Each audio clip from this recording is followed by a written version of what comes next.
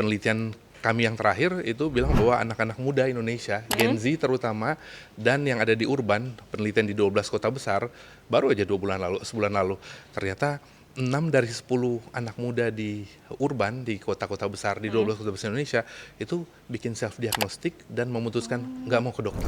Sekarang nggak, yang dilakukan adalah terutama Gen Z, anak-anak muda sekarang adalah begitu ada gejala-gejala yang mencocokkan dengan kondisi yang mungkin diperoleh dari informasi digital yang lain, langsung nanya ke ChatGPT, ke Google, atau ke mesin-mesin AI yang langsung ngasih diagnostik.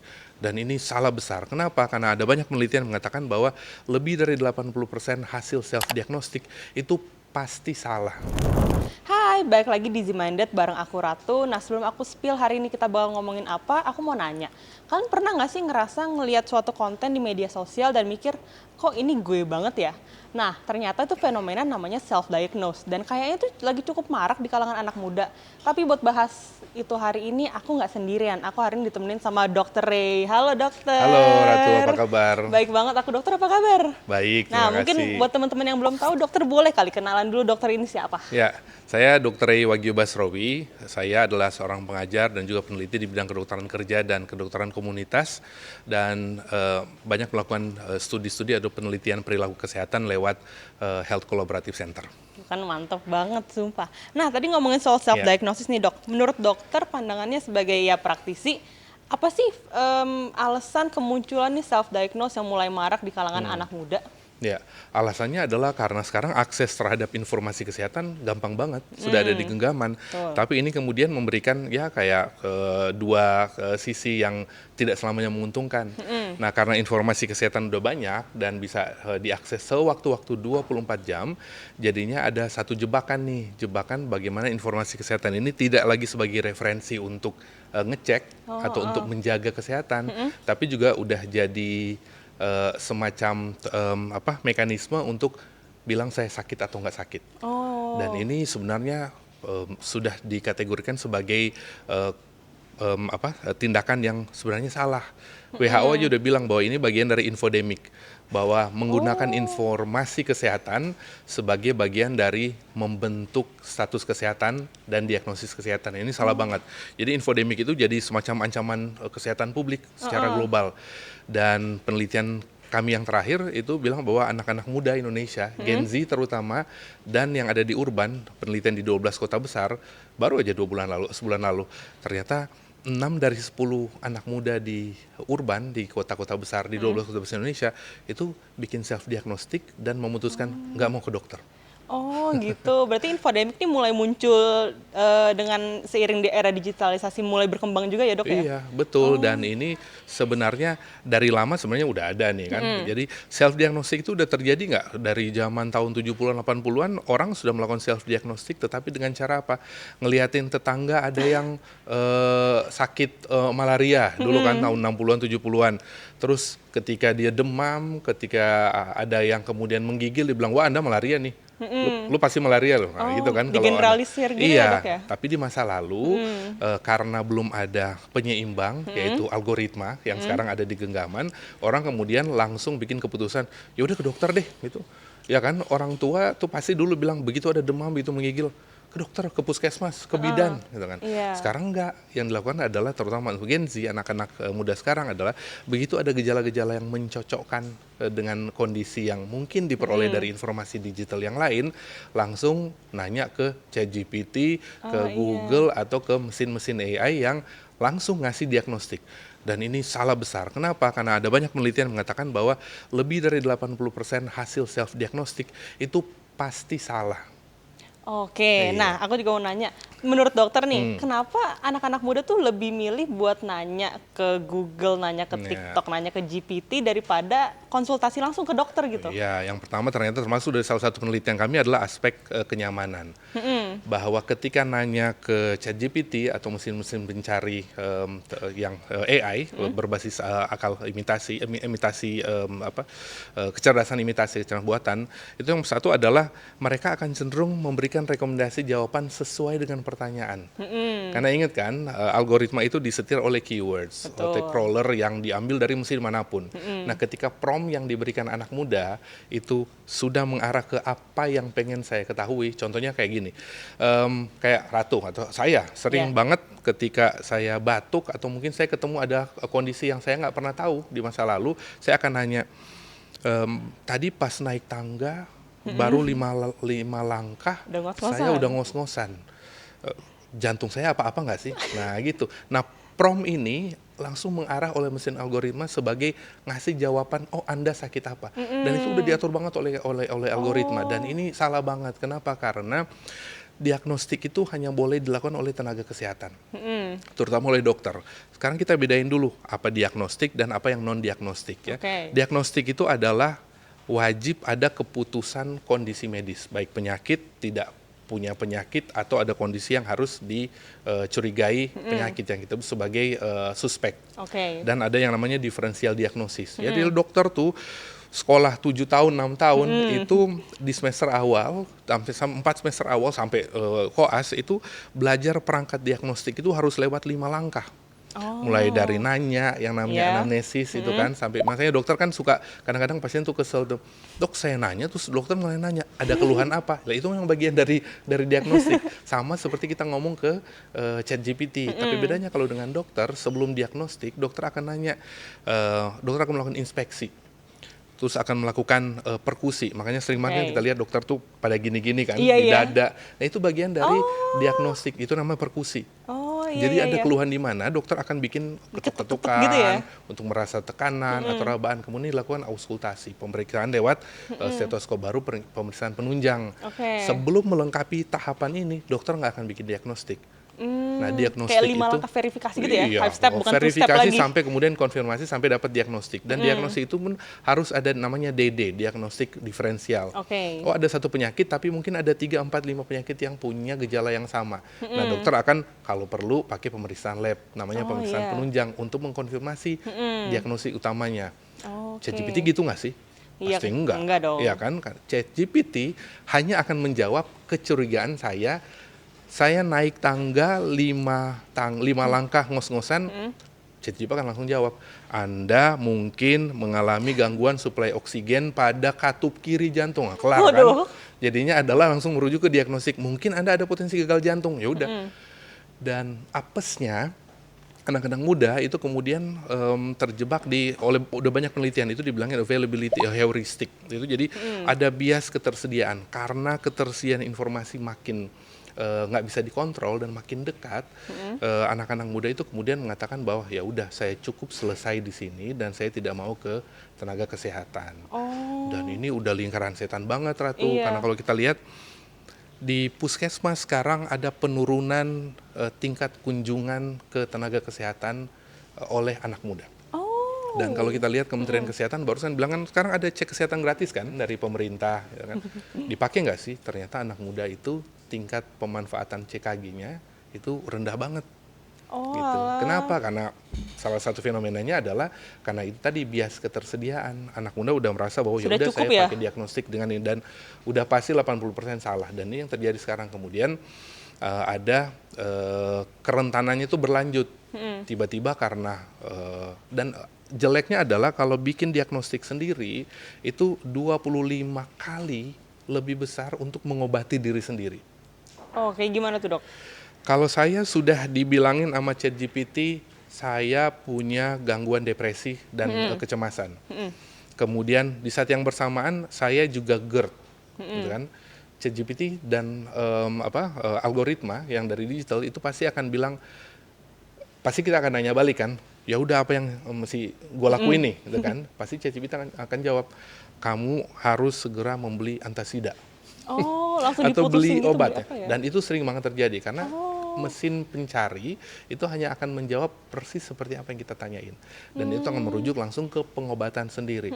Dan kalau diagnostiknya udah salah 80%, obatnya juga pasti akan salah. Yang terjadi adalah penyakit yang harusnya ringan itu akan menjadi lebih berat dan ujung-ujungnya akan berobat secara terlambat ke tenaga kesehatan. Wow. Jadi makin parah gitu. Jadi justru dari cuma nanya chat GPT, itu malah bisa jadi penyakit jangka panjang ya dok ya? Iya, dan sudah ada banyak penelitian kami sendiri, kemudian ada penelitian yang dikeluarkan WHO lewat mereka, WHO kan dari tahun setelah pandemi itu mengeluarkan infodemic fact sheet.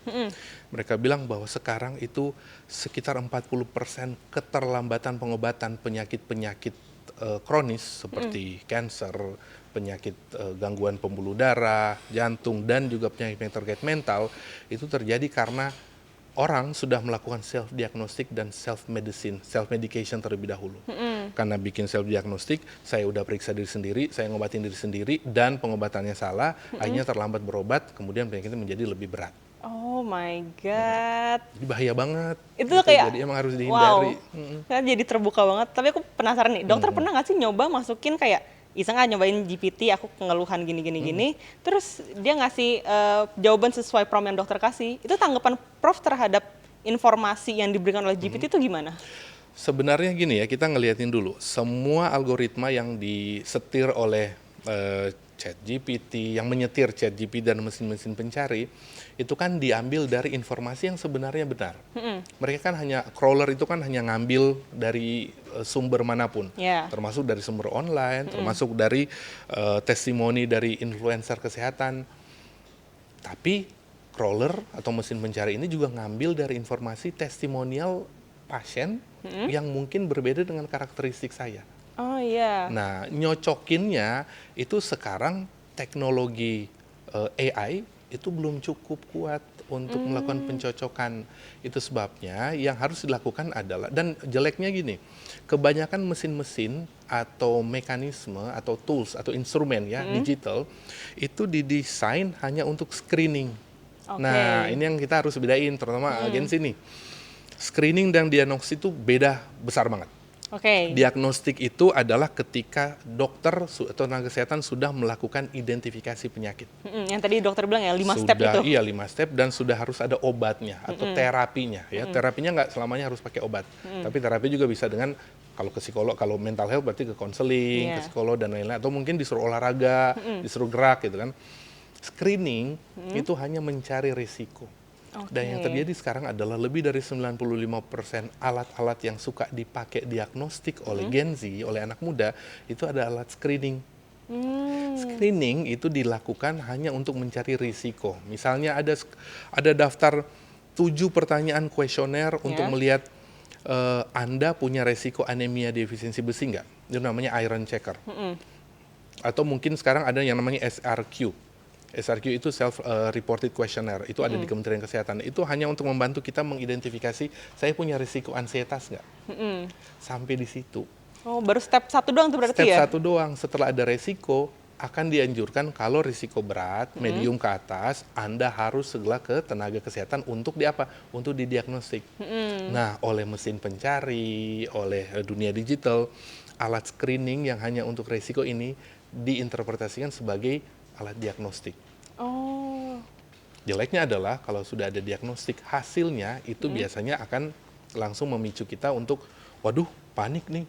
Betul. Dan saya nemu ada kemarin waktu penelitian itu dilakukan pada lebih dari 600 anak muda usia di bawah 39 tahun, dan saya bikin langsung pemeriksaan langsung, interview langsung, dan cek penelitian secara offline pada sekitar 38 anak muda yang sudah terbukti melakukan medical self diagnostic. Yang mereka lakukan adalah kita kasih eksperimen. Yang mereka lakukan adalah begitu cocok nih risiko screeningnya, langsung jadi ansietas. Waduh, wah kaget. Ada satu yang nanya nih gimana, saya susah tidur dalam 5 hari terakhir, nggak bisa tidur di bawah jam 12, kadang-kadang jam 4 baru tidur. ChatGPT akan jawab, Anda mengalami gangguan long term delay, bla bla bla bla bla, dan Anda mungkin mengalami insomnia. Yang dilakukan fokus adalah insomnianya. Langsung mati. Padahal insomnianya apa? Insomnia udah diagnostik. Nah, ini hanya boleh dilakukan oleh dokter. Oh, justru instrumen itu tidak boleh sama sekali. Hanya untuk diagnostik risiko, hanya untuk mengidentifikasi risiko Anda bisa insomnia berapa kali. dalam seminggu terakhir. Nah, ketika sudah tahu insomnia, saya udah nggak mau tuh informasi lain. Yang saya lakukan adalah, ya udah gimana nih, gitu kan. Nah, ChatGPT akan mengeluarkan macam-macam rekomendasi yang lebih dari 80% salah. Kalau udah insomnia, Anda harus mulai dari yang sederhana, matikan lampu, stop doom scrolling, kemudian coba minum melatonin. Melatonin kan sebenarnya nggak perlu. Itu suplemen yang sebenarnya hormon itu akan menghasilkan melatonin supaya kita tidur lebih teratur. Kalau kita tidur teratur 7 hari aja berturut-turut, ya. Dan melatonin itu bikin awet muda sebenarnya. Begitu kita masukin tablet gitu dari ya? luar, yang gummy, yang macam-macam, tubuh akan stop menghasilkan melatonin. Nah, model-model seperti ini nggak dijawab oleh ChatGPT. ChatGPT dan mesin-mesin pencari itu sampai pada tahap sebenarnya resiko Anda untuk insomnia 8 kali. Itu sebabnya Anda harus segera ke dokter. Biarkan dokter melakukan tugasnya, hasil pelajaran dia bertahun-tahun untuk menyembuhkan kita. Jangan ChatGPT. Betul. Nah, aku juga penasaran kalau yang dari dokter teliti itu dampak terhadap seseorang yang terus-menerus self-diagnose apa sih? Dampaknya ada 3 ya. Dampak yang pertama, dampak yang paling kelihatan yaitu short term. Short term itu biasanya akan langsung muncul saat itu juga, yaitu dampak peningkatan kecemasan. Cemasnya itu bisa sampai 3 kali lipat. 3 kali lipat ketika mendapatkan respon pertama kali. Seseorang yang melakukan self diagnostik itu akan langsung meningkatkan detak jantung. Kalau detak jantung udah naik, heart rate-nya biasanya hormon kortisolnya itu akan muncul. Kortisol stres bukan sih, Dok? Hormon stres. Iya. Hormon ini dibutuhkan sebenarnya untuk bikin kita alert. Tapi kalau dia jadi banjir kortisol, kortisol itu jeleknya adalah dia akan menekan hormon-hormon kebahagiaan. Dopaminnya tuh suppress banget ya? Serotonin dan lain-lain akan turun. Jadinya ya udah, kalau udah stres, kemudian High bikin cortisol mekanisme banget umpan balik. berarti ya? Sudah jadi vicious cycle. Detak jantung meningkat, kemudian kalau detak jantung meningkat mungkin tensi akan naik, kemudian dia akan pusing dan kecemasan akan berlanjut. Kalau cemas berlanjut terus-menerus, orang itu akan lebih curious untuk nanya apa yang bikin saya cemas. Dia akan bikin pertanyaan pancingan ke ChatGPT. Akan kejebakan, fokus ke pertanyaan yang sama sampai jatuh ke diagnostik. Diagnostik dia akan tanya terapi apa nih? Kemudian salah. Nah, ini kita kenal sebagai fenomena yang sekarang udah banyak terjadi dan banyak diteliti, fenomena namanya cyberkondria. Cyberkondria. Jadi cyberkondria itu sebenarnya diambil kata hipokondria. Hipokondria itu adalah orang yang cemas. Di zaman dulu orang cemas karena melihat ada tetangga yang malaria, kemudian atau tetangga kena serangan jantung, kemudian saya ada nyeri dada 2 hari terakhir. Saya jadi cemas, jangan-jangan saya jantungan, gitu kan. Nah, sekarang karena ada mesin digital, jadinya cyberkondria dan ini terjadi pada lebih dari 60% anak-anak muda di seluruh dunia termasuk di Indonesia. Jeleknya cyberkondria adalah seseorang akan terperangkap pada kondisi penyebabnya. Kalau cyberkondrianya disebabkan karena saya melakukan self diagnostik di mesin pencari digital, maka saya akan terjebak, saya akan lepas dari situ, cycle terus-menerus sampai saya sakit beneran. Nah, itu aku juga penasaran tuh. Kalau misalnya orang yang terus-menerus meyakinkan diri sendiri bahwa gue sakit, gue anxiety, gue ADHD, gue punya autism dan sebagainya, apakah itu bisa memanifest pada kesehatan aslinya itu, Dok? Bisa banget. Gimana Pertama, karena ada yang namanya, kalau dulu orang awam sering bilang itu sebagai sugesti, ya kan? Sebenarnya tidak sugesti murni, karena ingat, gejala-gejala yang kita masukkan, kita tanyakan ke mesin pencari, itu gejala real yang kita rasakan, ya kan? Bisa jadi benar, bisa jadi nggak benar. Nah, gimana kalau benar? Nah, ini yang terjadi. Manifestasinya adalah bisa jadi gejala-gejala yang sudah kita masukkan, misalnya jantung berdebar, kemudian burnout, kecapean, saya nggak bisa berdiri lebih lama, atau saya nggak bisa lama-lama di depan laptop pada waktu bekerja. Itu mungkin gejala benar yang merujuk ke penyakit yang lain. Tapi saya fokus ke penyakit A yang saya pengen tahu. Jadinya penyakit yang satunya, jadi misalnya harusnya mungkin sudah ada gejala depresi ringan. Nah, jadi depresi ringannya terkaburkan dengan kondisi yang lain yang saya pengen tahu. Saya burnout. Atau mungkin jangan-jangan saya pneumonia. Kenapa pneumonia? Karena saya sesak napas. Sesak napas mungkin karena asupan oksigen nggak sampai ke otak karena tidak diolah benar di paru. Nah, ini yang dicecer terus. Akhirnya depresinya tersamarkan. Begitu datang ke dokter psikiater, depresinya dapat, pneumonia dapat. Karena apa? Karena udah depresi, orang nggak mau aktivitas fisik berlebihan, kemudian kapasitas paru mungkin menurun. Jadinya dapat satu paket. Nah ini gitu sebagai manifestasi bahwa bisa jadi kondisi hiperkondria saya bilang tadi malah bikin kekhawatiran kita terhadap penyakit itu jadi kenyataan. Dan ini udah banyak penelitian bahwa secara ilmiah mengatakan bahwa kondisi ini bikin orang terperangkap di hiperkondria, ikut pusaran terus sampai kemudian penyakit yang kita takutin jadi beneran. Wow, maksudnya dari pikiran doang ternyata bisa ke fisik dan juga mental gitu ya dok. Betul. Nah terus juga aku dengar ada orang ngebedain antara self awareness dan juga self diagnose. Itu dokter boleh jelasin nggak perbedaannya di mana? Perbedaannya sebenarnya saling berhubungan. Yang pertama yang harus kita lakukan adalah orang itu harus punya self awareness terhadap kesehatan. Kalau punya self awareness terhadap kesehatan, saya akan screening lebih sering, saya akan sering ngecek kesehatan ke fasilitas kesehatan dan tenaga kesehatan. Kalau self awareness itu didapatkan dari mana? Didapatkan dari semua informasi kesehatan. Dari sosial media, dari website, dari ngobrol sama teman, dari ngobrol sama Ratu hari ini, Ratu ngobrol sama saya, kita bisa bertukar informasi kesehatan yang mungkin saya nggak tahu, mungkin Ratu nggak tahu. Itu mendukung pembentukan self awareness.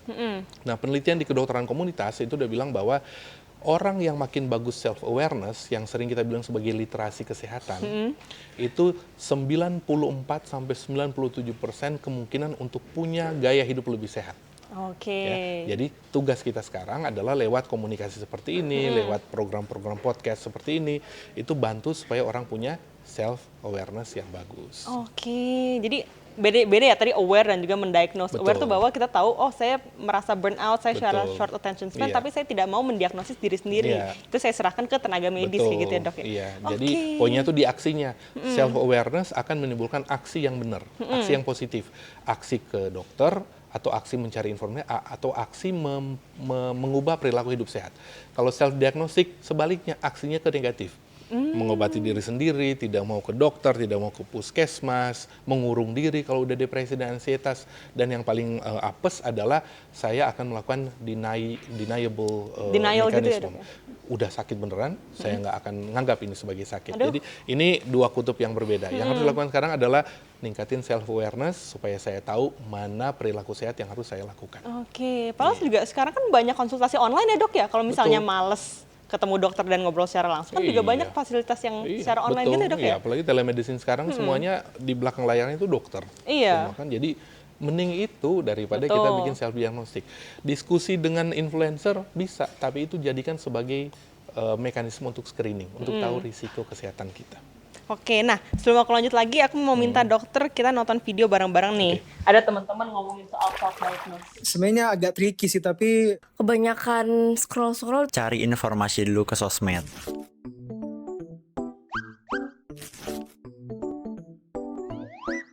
Oh pernah. Apalagi gue punya riwayat amandel dan juga sinus.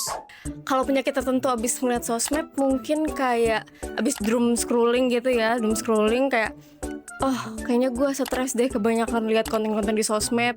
Atau kebanyakan scroll-scroll itu bikin stres sendiri. Kalau gue sendiri sih kadang kepikiran ya kalau kita ngelihat konten-konten seperti itu di sosmed. Sebenarnya agak tricky sih, tapi mungkin zaman sekarang gue bakal milih untuk lihat sosmed dulu supaya ada bekal gitu untuk bisa dijelaskan ke dokter.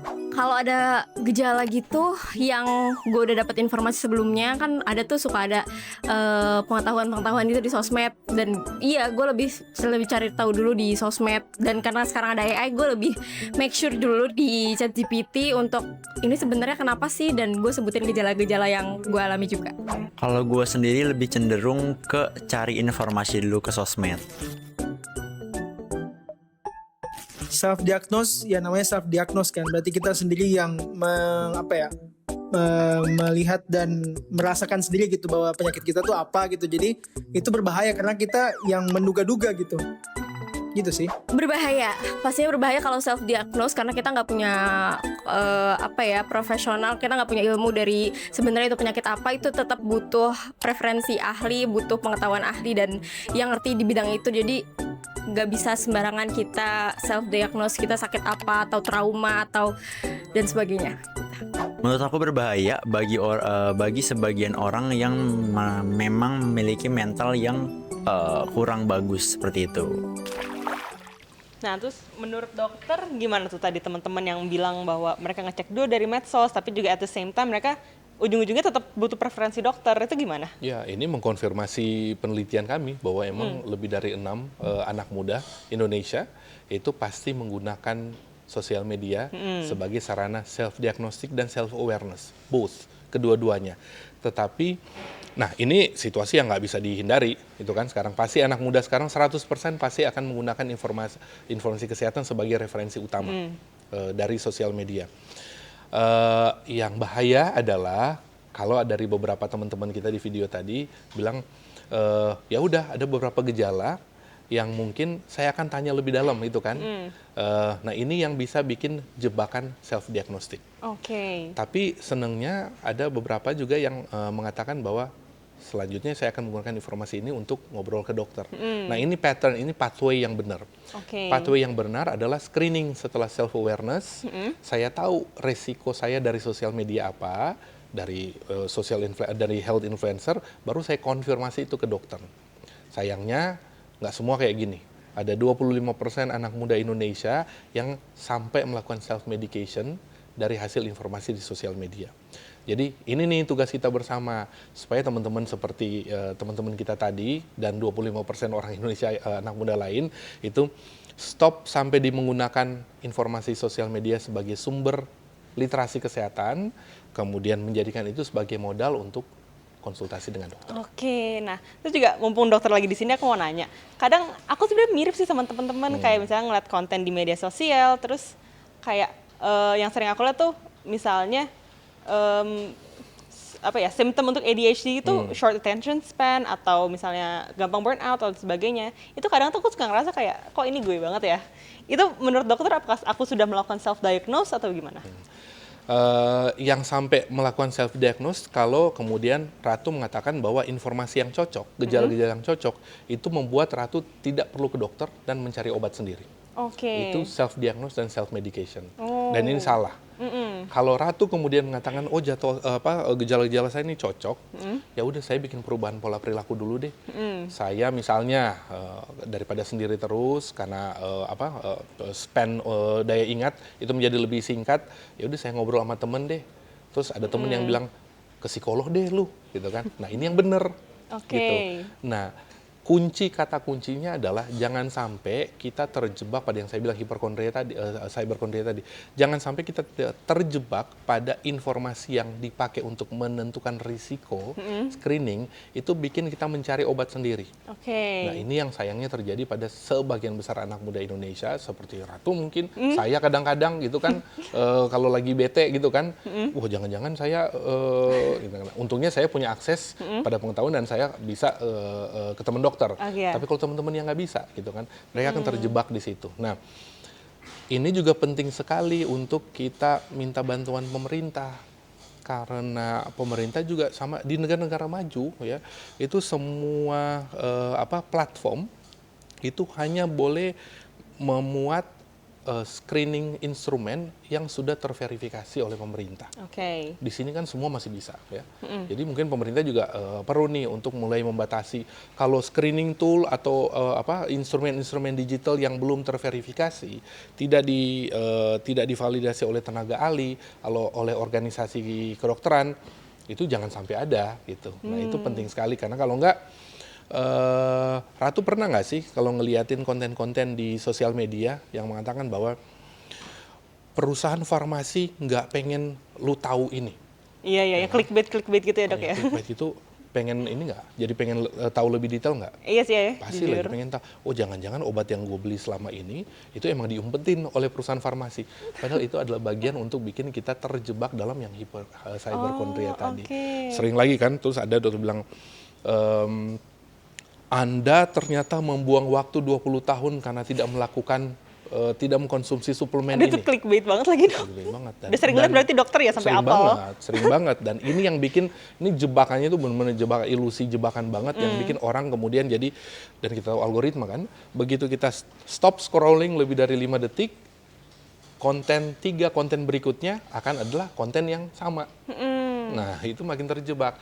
Nah, ini juga penting sekali untuk kita punya kedewasaan dan kebijaksanaan dalam lebih wisdom lah untuk melihat konten. Jadi kalau ada yang clickbait seperti ini, well, it's a clickbait. Itu artinya pancingan doang. Ya jangan kepancing gitu. Caranya adalah jangan stop scrolling. You go dan ngeliatin. Dan yang kedua adalah kayak teman kita tadi di video bilang, malam-malam doom scrolling itu adalah jebakan untuk melihat konten-konten seperti ini. Ya udah, berhenti sebelum tidur, ya udah 2 jam sebelum tidur atau sejam sebelum tidur. Udah taruh handphone ya? Taruh handphone. Susah banget, iya, tapi perubahan perilaku akan terjadi setelah 2 minggu, 14 hari kita lakukan secara intens.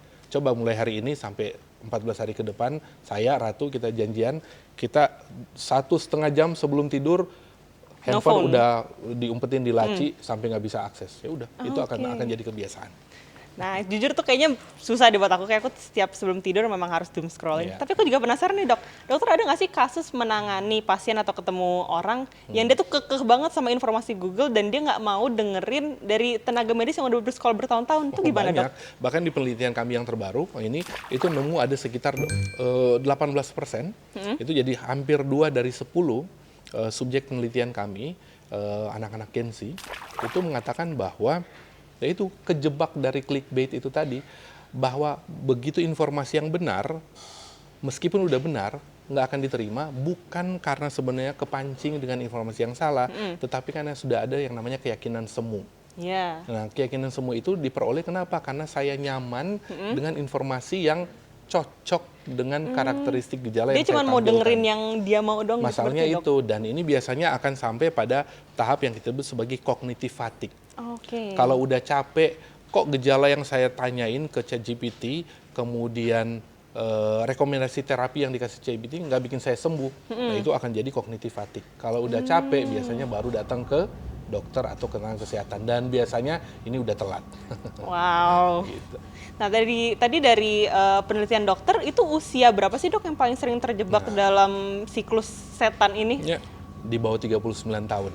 Antara 19 sampai 39 tahun. Dan ini masih sekitar antara Gen Z dan anak SMP berarti lah ya. Ya, dan ini kan adalah kalau secara demografi ini adalah kelompok usia yang paling banyak di Indonesia sekarang kan. Dan yang terjadi adalah mereka adalah pengguna aktif sosial media. Betul. Nah terus dokter ada nggak sih saran kayak gimana cara kita bersikap untuk kalau misalnya menemukan tadi kayak konten clickbait gitu, gimana caranya kita tidak menelan informasi secara mentah-mentah?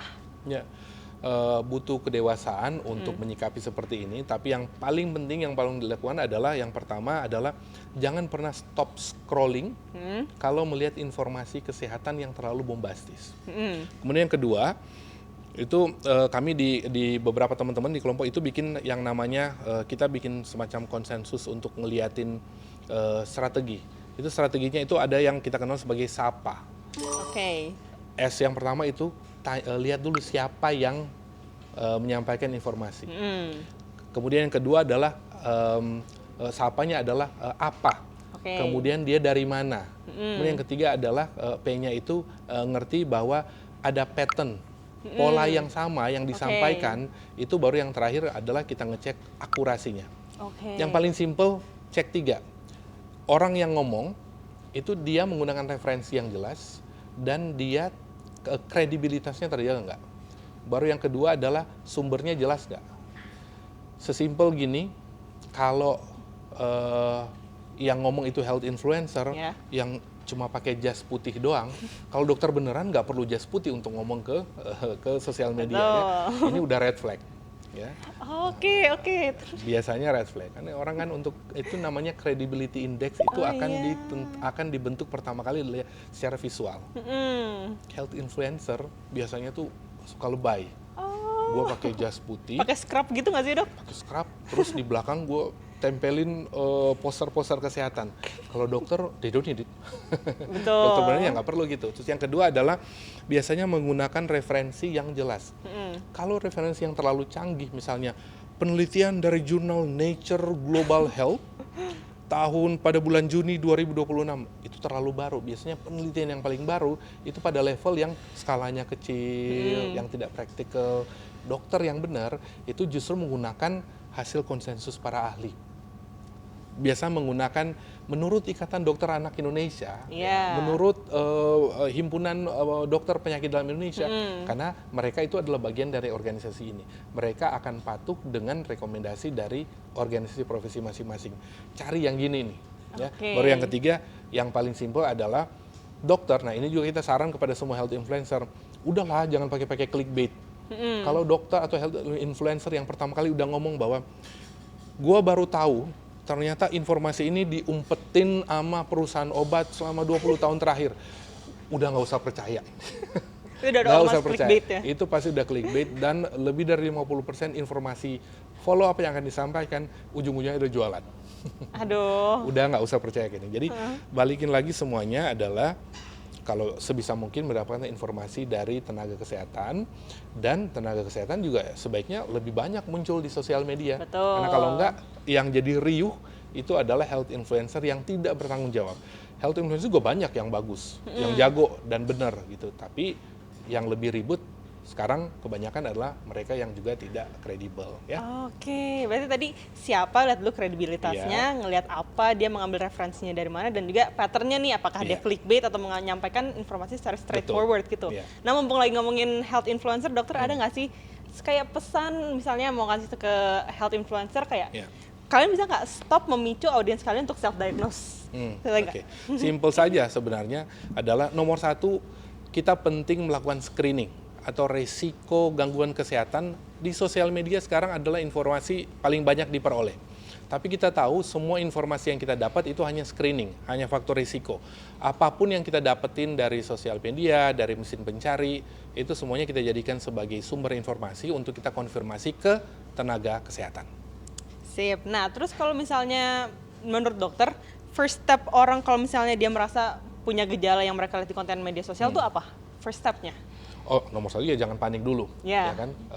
Karena begitu panik, biasanya kita akan kejebak ke pertanyaan lanjutan yang akan langsung bikin kita mendiagnosis. Ya. Nomor satu jangan panik. Nomor yang kedua adalah diemin dulu, karena bisa jadi semua informasi yang disampaikan di first attempt dari sosial media atau dari ChatGPT itu mungkin akan tidak akurat dulu. Diemin dulu. Biarin algoritme atau biarin kita nanya informasi lain yang lebih valid. Baru yang ketiga adalah menurut saya ya, sekarang orang akan lebih simple kalau lakukan yang namanya nenangin diri. Sesimpel menarik napas panjang dulu, begitu lihat, aduh, jangan-jangan bener nih. Coba tarik napas dulu. Karena ingat, begitu kita panik pertama kali, yang dilakukan adalah suplai oksigen itu akan tiba-tiba berhenti sebentar ke otak. Kita Ke menjadi cut off tidak gitu ya? rasional, menjadi tidak logis. Nah, ketika kita tidak logis, mengajukan pertanyaan dalam keadaan yang tidak logis, itu jebakan kesalahan itu akan makin berulang. Ya. Coba berhenti bentar, tarik napas panjang, kasih kesempatan relax, kemudian oksigen tersuplai dengan baik. Kalau udah lebih tenang, kalau mau nanya ChatGPT lagi nggak apa-apa, tapi kalau mau langsung nelpon teman dokter atau teman nakes itu jauh lebih bermanfaat. Oke, berarti tarik napas dulu, tenangin diri dulu, harus dicek lagi tadi kata dokter Betul. si siapa itu ya, Iya. ngeliat ini siapa, apa, dan juga patternnya gimana. Nah, menurut dokter kira-kira kayak red flags tuh, kalau misalnya kayak tanda-tanda apa sih yang dokter lihat bahwa orang ini kayaknya udah kebanyakan doom scrolling dan udah harus seek professional help? Ya. Kalau dari banyak penelitian itu sebenarnya ada 3 red flags. Red flags yang pertama itu adalah langsung membatasi interaksi sosial. Ya, bahkan ketika mau bicara soal topik yang dianggap familiar, topik populer, itu dia cenderung untuk tidak mau mendengar. Ya. Terus yang kedua adalah semakin merasa bahwa tenaga kesehatan itu makin bullshit. Oh, Itu dia red mikir flag kayak yang gitu, kedua. Dok? Banyak banget. Oh my Banyak God. banget yang merasa bahwa dokter ini pasti. Nah, itu red flag yang kedua. Bahkan sekedar bilang bahwa dokter nih lama prosesnya. Terus yang ketiga adalah mencari alasan kalau gue ke puskesmas atau ke praktek dokter antriannya lama sih, gue ke ChatGPT dulu deh. Ini red flag yang kedua. Wah. Artinya apa? Artinya sudah mulai terjebak di yang namanya cyberkondria tadi. Karena cyberkondria itu bikin jebakan kenyamanan. Nggak perlu antri kan? Daripada ke puskesmas, ya udah. Nah, ini red flag yang kedua. Nah, red flag yang ketiga adalah ketika sudah mulai ada gejala-gejala psikologis awal. Ansietas, bahkan mulai depresi awal. Saya merasa bahwa saya lebih nyaman dengan sosial media, kemudian saya tidak mau mulai meninggalkan mungkin ada obat atau suplemen yang sebenarnya diminum secara rutin itu udah mulai ditinggalkan, dan yang paling apes adalah dia sudah mulai merasa bahwa saya tidak perlu mendengarkan orang sekitar untuk nyuruh ke dokter, nyuruh harus pola hidup sehat itu enggak. Nah, itu red flag ini. Tapi yang paling dikhawatirkan adalah red flag yang kedua. Red flag ketika saya merasa mulai cari alasan untuk tidak mau ke dokter dengan alasan sebanyak apapun. Nah, ini biasanya udah butuh bantuan tenaga profesional. Oh, nah terus tadi ngomongin juga yang si orang nggak mau ke dokter tuh biasanya yang sering aku dengar tuh mereka tuh denial dengan penyakitnya. Mereka tahu bahwa mereka punya risiko gejala ini, tapi mereka tidak mau dikonfirmasi gitu. Itu dampak berkepanjangannya gimana, Dok? Ya pasti itu kita sebut sebagai namanya delayed treatment. Bisa jadi penyakitnya udah mulai parah kan, atau progresif. Ingat, itu ada perjalanan penyakit itu berjalan terus kan, natural course. Nah, kalau nggak langsung ditreatment ada penyakit tertentu, ya pasti akan menjadi memberat gitu. Dan kalau ada delay treatment, dan apalagi kalau ada pengobatan sendiri, beli obat warung, antibiotik masih gampang dibeli sekarang, padahal cuma mungkin viral infection, ya kan? Yang jadi adalah penyakit yang sedang progresif itu nggak diobatin, terus ada potensi penyakit lain, keracunan obat atau mungkin dalam jangka panjang itu ketergantungan pada terapi-terapi tertentu. Dan ini banyak banget terjadi. Orang yang melakukan self-diagnostic dan dilanjutkan dengan self-medication atau mengobati diri sendiri, itu hampir 2,5 kali lebih besar untuk mengalami ketergantungan pada terapi-terapi tertentu yang kadang-kadang salah. Oke. Nggak akan berhenti itu dia beli obat yang sama. Oh, padahal sebenarnya tuh nggak works di dia, Udah pasti salah. Gitu. Tapi udah tergantung, dan ini 2,5 kali lebih besar resiko untuk gitu. Wow, berarti juga dengan orang denial dan tidak ke dokter juga itu kan tidak membuat penyakitnya stop gitu ya, Dok? Kan penyakit tadi kayak dokter bilang akan terus berprogresif mau dia ke dokter atau tidak gitu ya. Oke, terus juga pemerintah katanya layanan cek kesehatan gratis, Dok ya. Menurut dokter tuh gimana sih program ini bisa mereduksi potensi self-diagnose di kalangan anak muda? Oh, simple. Sebenarnya bagus banget. Program CKG, cek kesehatan gratis ini adalah momentum yang bagus untuk kita bikin screening. Screening kesehatan dan langsung ada hasilnya. Ya, karena di CKG itu kan kita punya ada macam-macam, termasuk mental health juga dicek, ada penyakit-penyakit, bahkan pada anak-anak itu ada penyakit-penyakit metabolik. Dan di CKG ini setahu saya top 10 penyakit yang paling menyebabkan kesakitan dan kematian di Indonesia itu udah bisa diselesaikan lewat pemeriksaan ini.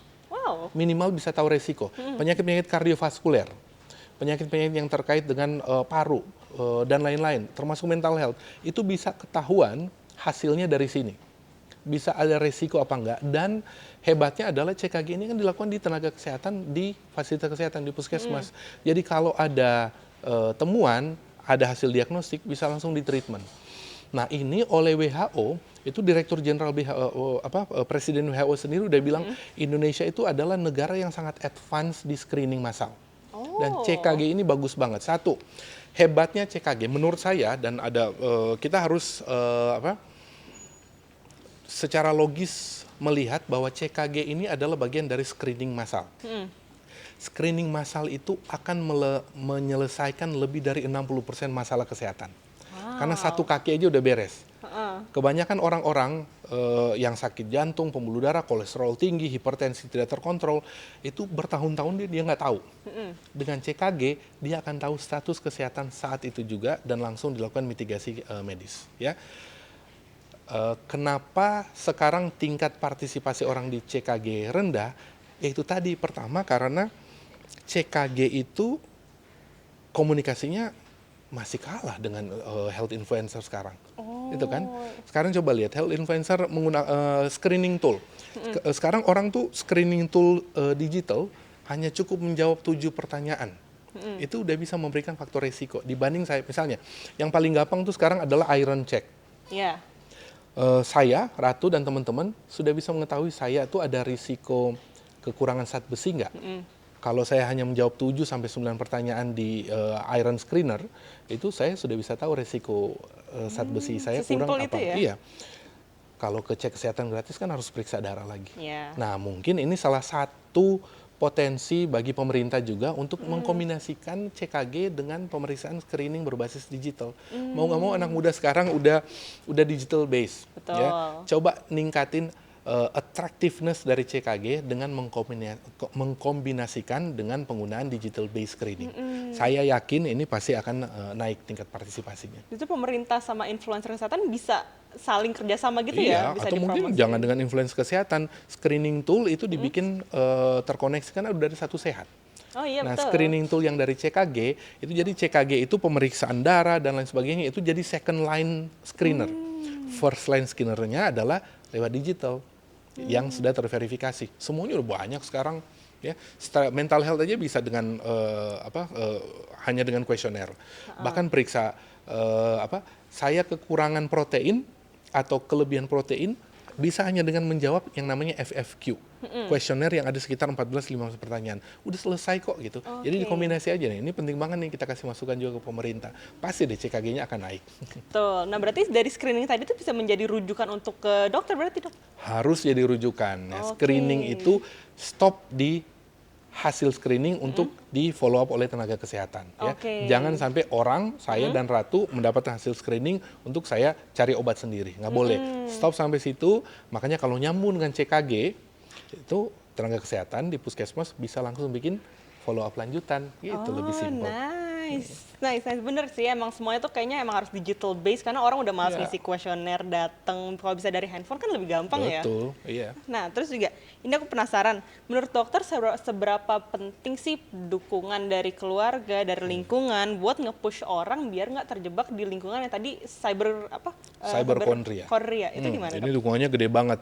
Sekali lagi, saya pasti harus mengutip penelitian dan banyak penelitian kedokteran komunitas bilang bahwa peer support itu dan core support system itu 8 hingga 9 kali lebih besar untuk bikin orang punya pola hidup lebih sehat dan orang punya perilaku yang lebih sehat. Tapi poinnya adalah kadang-kadang kita suka nyaru support system kita yang mana sih? Support system kita nggak selalu harus keluarga kan? Ya. Tapi nggak harus juga semuanya temen. Nah, ini ada red flag sekaligus tanda awas, sekaligus rekomendasi. Support system itu tidak selamanya memberikan kenyamanan. Ya. Jadi kalau support system yang kita anggap sebagai support system kita, baik teman, baik keluarga, itu hanya orang-orang yang kita rasa nyaman, itu bukan support system yang baik. Oh, kalau isinya cuma yes man doang justru nggak baik ya, nggak Dok, bisa. ya? Justru potensi untuk kesalahan dalam memberikan rekomendasi itu jauh lebih besar dibanding support system yang benar gitu. Support system yang benar itu adalah support system yang lebih banyak ngasih nggak enaknya. Kenapa? Support system yang benar itu adalah support system yang berani secara objektif mengatakan Anda salah, ini nggak boleh dilakukan, daripada yes man. Daripada bilang, oh iya benar, ya udah sini. Divalidasi Itu tidak terus gitu penting. ya? Nah, itu sebabnya kayak keluarga, kayak orang tua kita, itu kan bapak ibu kita, kan kadang-kadang suka nyebelin kan. Iya. Tapi itu justru support system yang benar. Kalau ada teman 1-2 yang bawaannya adalah mengkritik kita, well that's the perfect support system. Yes. Ya, jadi tanda awas support system yang terlalu bikin kita nyaman, itu justru bukan support system yang baik. Nah, ini penting sekali untuk bikin kita sadar bahwa ketika support system kita membuat kita tidak nyaman untuk tidak melakukan pengobatan sendiri, membuat kita tidak nyaman untuk nyuruh antri ke puskesmas, itu adalah support system yang benar. Oh, justru ya jangan selalu dengan yes man gitu ya, harus Iya dong. find the uncomfortable gitu. Betul. Memang harus dilaluin obrolan Iya. yang nggak enak gini, Iya. yang harus memaksa ke puskesmas itu emang harus Iya. dilaluin ya, Dok, Iya. ya? Dan kita juga harus melakukan yang sama Iya. kepada teman yang kita support gitu. Oh, justru kayaknya menurut aku sih, aku kayak kadang suka merasa nggak enak gitu dok, kayak aku tahu kamu sakit tapi aku nggak enak nyuruh kamu ke dokter gitu loh. Jadi itu ya, kan yang sering kita bilang apa, toxic positivity. oh iya betul. Iya kan, jadi semuanya dianggap, semuanya ada aspek baiknya. Kita lihat sisi baiknya. Well, kadang-kadang melihat sisi negatif itu menjadi jauh lebih baik untuk bikin orang berubah dari yang nggak sehat menjadi lebih sehat. Oke, nah mungkin nih buat yang terakhir nih dok, ada nggak sih pesan yang dokter mau sampaikan ke penonton buat mereka yang akhir-akhir ini merasa cemas karena ngelihat kayak sering mendiagnosis diri sendiri dengan konten-konten yang mereka lihat di media sosial tuh, dokter ada nggak pesan yang mau disampaikan? Iya, saya pikir pesannya sangat sederhana saja ya, bahwa memang proses menjalani hidup tidak selamanya harus sehat. Kadang-kadang ada sakit, dan ingat sakit itu menjadi manusia, orang itu sesuai dengan WHO bilang orang itu sehat harus punya 3, yaitu sehat fisik, sehat mental, dan sehat sosial. Ya, kita diri sendiri dan teman-teman kita harus saling jaga dan saling ngeliatin bahwa kalau ada orang yang sehat saja secara fisik tetapi secara mental atau tidak bergaul dengan baik, nah ini adalah potensi orang itu menjadi tidak sehat. Jadi nomor 1 yang dilakukan adalah awas dengan 3 kondisi ini. Definisi utama orang sehat itu adalah sehat fisik, sehat mental, dan sehat sosial. Jadi penting untuk olahraga buat diri sendiri, makan yang baik, kemudian memastikan supaya tidak cemas, tidak depresi, dan bergaul dengan banyak orang. Nice, keren banget dokter tuh teman-teman ya. Tadi inget ya, tadi saran dokter ada sehat fisik, sehat mental, dan juga sehat sosial. Kan walaupun sehat fisik dan mental, tapi kalian secara sosial kalian malah isolating, itu kan juga nggak baik. Jadi ya, itu obrolan kita hari ini, udah ngomongin sebanyak soal self-diagnose. Ingat ya teman-teman, kalau bisa kalian harus ke tenaga medis ya dok ya. Jangan selalu self-diagnose dan mengandalkan tools-tools yang ada di internet. Gitu aja sih teman-teman. Oke, jangan lupa buat like, comment, dan subscribe, dan tonton episode Z-Minded yang lainnya. Hari ini, thank you banget Dokter Terima kasih, Ray. Ratu. Hari ini aku Ratu, bye-bye.